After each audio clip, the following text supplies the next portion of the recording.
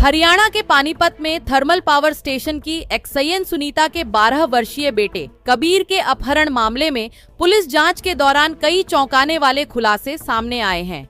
Police ने अपहरण के करीब 11 घंटे बाद रोहतक में मुठभेड़ के दौरान 3 आरोपियों आदेश, विशाल और शारदा को गिरफ्तार कर बच्चे को सकुशल बरामद कर लिया। पुलिस के अनुसार इस पूरे मामले का मास्टरमाइंड 26 वर्षीय आदेश है, जो सरकारी नौकरी की तैयारी कर रहा था। जांच में सामने आया कि अपनी प्रेमिका शारदा के महंगे शौक पूरे करने के चक्कर में वह करीब 25 लाख रुपए के कर्ज में डूब गया था। आर्थिक दबाव बढ़ने पर उसने फिरौती के लिए अपहरण की साजिश रची। जांच में पता चला कि आदेश का दोस्त विशाल थर्मल कॉलोनी में रहता है। उसके पिता थर्मल पावर स्टेशन में कार्यरत हैं, जिसके कारण आदेश को अधिकारियों और उनके परिवारों की पूरी जानकारी थी। इसी जानकारी का फायदा उठाकर उसने एक्सआईएन सुनीता के बेटे कबीर को निशाना बनाया। पुलिस के मुताबिक आरोपियों ने समालखा से सेल्फ ड्राइव पर एक मारुति स्विफ्ट डिजायर कार किराए पर ली। इसके बाद कबीर के एक परिचित छात्र को लालच देकर साजिश में शामिल किया गया। 12 जून की शाम करीब 5 बजे कबीर को घर से बाहर बुलाकर घूमने का झांसा दिया गया और कार में बैठाकर उसका अपहरण कर लिया गया। जैसे ही गाड़ी थर्मल कॉलोनी से बाहर निकली, आरोपियों ने कबीर को धमकाना शुरू कर दिया।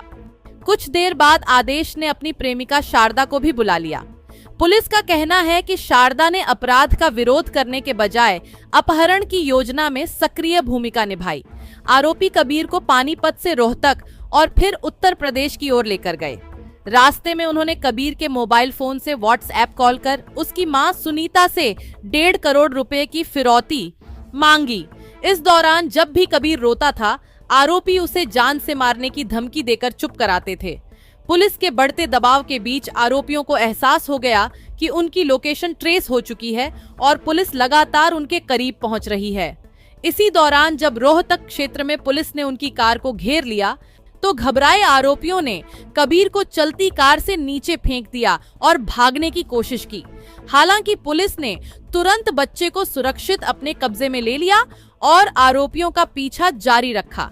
जांच में यह भी सामने आया कि आदेश रात के समय उत्तर प्रदेश के मुजफ्फरनगर पहुंचा था, जहां से उसने 2 अवैध रिवॉल्वर और 2 धारदार चाकू खरीदे। आरोपियों की योजना थी कि यदि पुलिस ने उन्हें घेरा तो वे हथियारों का इस्तेमाल कर बच निकलने की कोशिश करेंगे। मामले की सूचना मिलते ही पानीपत पुलिस और साइबर सेल सक्रिय हो गई।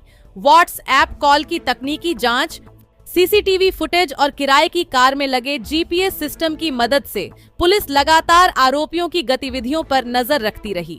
जांच में यह भी सामने आया कि आरोपियों ने अपहरण की योजना तो बना ली थी, लेकिन बच्चे को छिपाने के लिए कोई सुरक्षित ठिकाना तय नहीं किया था। इसी वजह से वे लगातार अलग अलग स्थानों पर घूमते रहे और पुलिस के रडार पर बने रहे।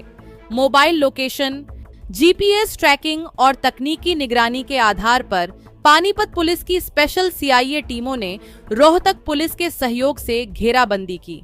अपहरण के करीब 11 घंटे बाद मुठभेड़ के दौरान तीनों आरोपियों को गिरफ्तार कर लिया गया। एक सूचना आई थी कि थर्मल कॉलोनी से एक बच्चा कबीर, जो कि 7वीं कक्षा का स्टूडेंट है और जो कि सेंट मैरी स्कूल में पढ़ता है, उनके पेरेंट्स ने सूचना दी कि बच्चा घर नहीं लौटा है और हमें कोई कॉल आई है कि भाई बच्चा आपका किडनैप कर लिया है।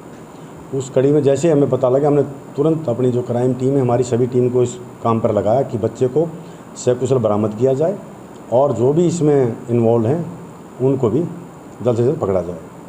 सारी रात हमारी टीम इसकी तलाश में लगी रही, तो सवेरे लगभग 9:30-10 बजे के आसपास हमें इनपुट मिला। हम रोहतक गए, हमारी टीम रोहतक में जाके बच्चे को सकुशल हमने बरामद कर लिया है, छुड़वा लिया है।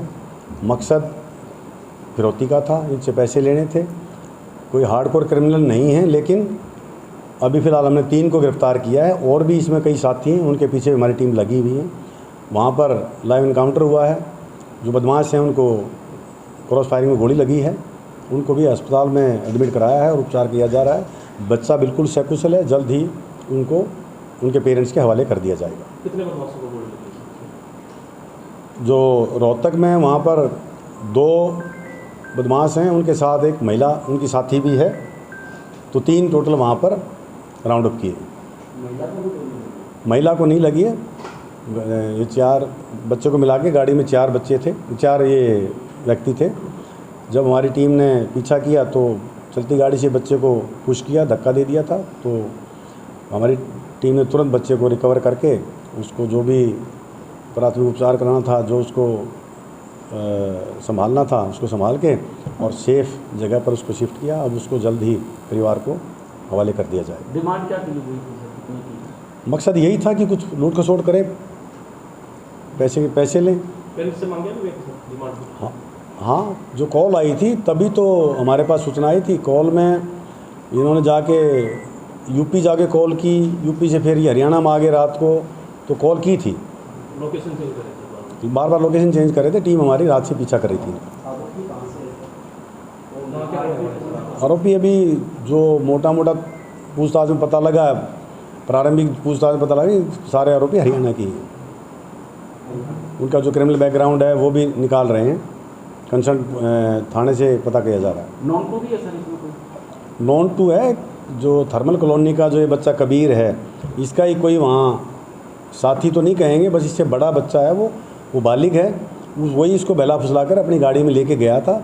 इसको ज्ञान नहीं था क्योंकि बच्चा उससे पहले जानता था, इसलिए आराम से उसकी गाड़ी में बैठ गया। और जब उसको ले गया तब उनने जो प्लानिंग थी उसके तहत इन्होंने घर पे कॉल की थी कि भाई आपका बच्चा हमने उठा लिया है। पहले कोई दुश्मनी थी? कोई दुश्मनी नहीं थी, सिर्फ मकसद यही था। Thank you. नहीं, शाम की बात है, तो 8:30-9 बजे के बाद पार्क में घूमते हैं, तो वहीं दोनों रहते थे। तो इसने देख लिया कि ये बच्चा हाई प्रोफाइल है, इसकी परिवार है जो कि गेल में काम करती हैं। पिताजी जयपुर में है DGM, और मदर हमारी यहाँ जो थर्मल है उसमें अपैक्सियन है बच्चे की।